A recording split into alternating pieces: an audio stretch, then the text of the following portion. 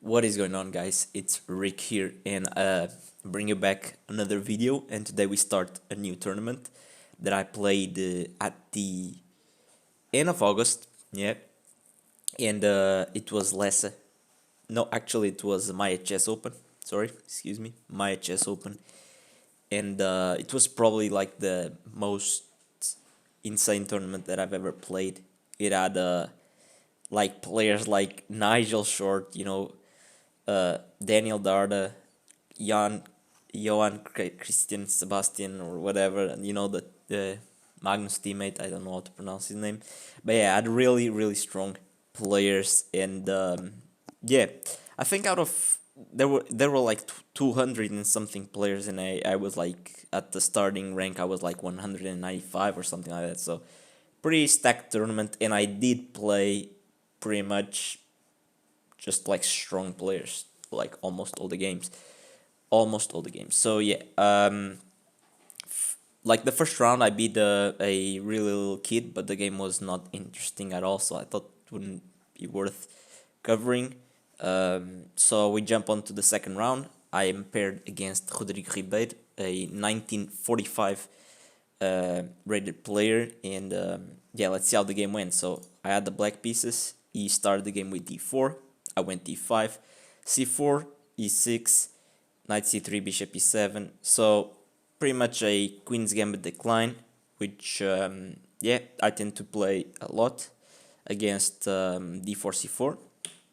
So he takes, he goes for the exchange variation, bishop f4, knight f6, e3, c6, bishop d3, bishop g4 here. I don't know if bishop g4 is really the main line or the most critical move. I don't think so, but still a playable move. Bishop g4 here. I was here he played queen c2, but I was kind of hoping for maybe queen b3, and I think at the time I was either gonna play queen d7 or queen b6, but I thought that queen b6 wouldn't be that bad, because if he took, I mean, I would be more than glad to play an endgame like this, where I feel like I have no problems.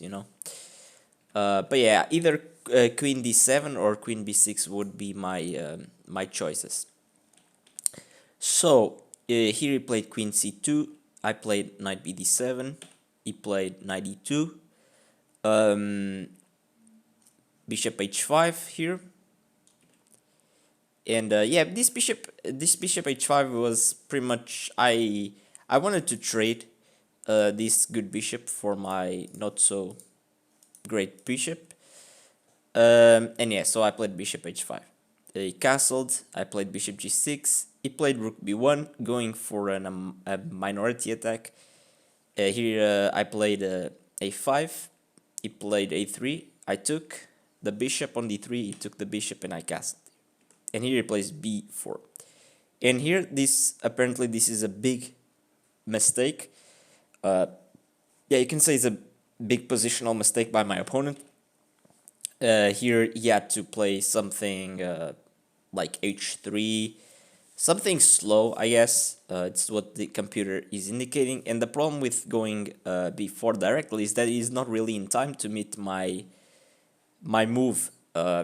Actually, I play the second best move, but the idea is pretty much the same, as you will see in the game. So here the computer just says b5, and this is very common here. Let's say it takes, for example. Takes is not a good move, so let's not do that. But let's say he plays rook c1 here. I think I can just go knight b6 and oh, actually I can't go knight b6, or can I? Now, because this... Oh, yeah.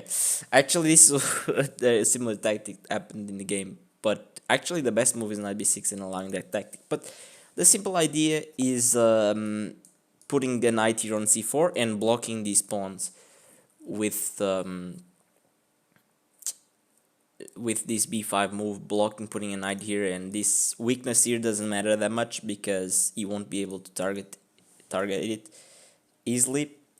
But you will see in the game that I had a similar idea.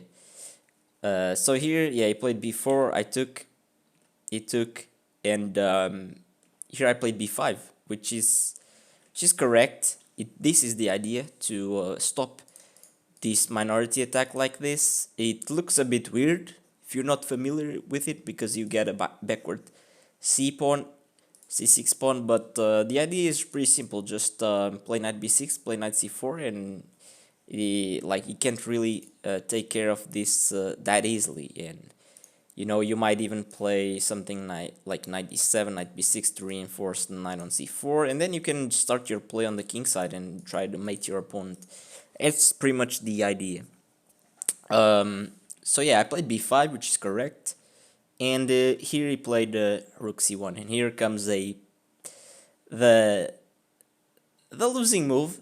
Here I would be okay, and maybe you guys already spotted the like I played knight b6, and this is a huge blunder, and maybe you guys already spotted it, which, yeah, looking back at it, it wasn't that shouldn't be that hard to see, but I completely missed the idea. I just thought about the plan. I didn't think that that he had this. I didn't look at it, which was knight b5 that he played. Knight b5, and here the problem is that if I take, the knight looks just like a free knight, but then it comes bishop c7, and yeah, I'm just getting forked here because the rook on c1 is protecting the bishop, and I move, and he takes the knight, and he's just up a pawn, and he just has a completely like crushing position. Honestly, next he can just probably play like something like bishop c5 here, supported by these pawns, and yeah, it's just horrible. Interesting that that I was saying here, I was following the engine line, that engine wants to play b5 immediately, and after something like rook c1, it looks like you can't do that because takes, and this. But for some reason, actually, if you go knight b like knight c takes b5, here you can play knight c4, and it feels like I just lost a pawn, but apparently that's not how it actually works here. The computer says knight bc3, and I can take here. And in the game, I tried to do a little bit the same, but I took here, play b5, and after he took, I play knight c4. But the problem here is that there's no pawn to actually capture, and that makes me just be down a pawn for nothing. I guess I put a knight on c4, but still, I mean, he's just gonna, you know, play b5, and then this pawn will also be weak without c6 protecting it. E4 comes, and just he's just up a pawn for nothing. But yeah, it's interesting that just the subtlety of playing b5 here, and this being slightly different here and not working as well, because now when he comes back to protect his knight, I take here, and he has to like protect the rook somehow, right? Imagine that he plays this natural move here, I can even take, and now I am the one up a pawn, and with a winning position. Although after knight takes a3, this goes into really weird complications with knight takes d5 here, knight takes b1, knight f6 check, bishop takes f6, b takes a5, and yeah, I mean, like something like this, and here he finally captures. Here, I mean, here the simple way, I guess, is to protect this square, I would say. So let's say he played rook c1. Here I can play rook a7, I feel like. And after rook a7, I can go knight b6, because after takes, this square is protected by the rook. And yeah, I mean, if you try to trade, I guess we could trade, and now I can play knight b6 again, because it doesn't have this, I would say. It doesn't have this tactic, but yeah. But yeah, I'll show you the rest of the game, but it wasn't that exciting, but I'll still show you. he took here.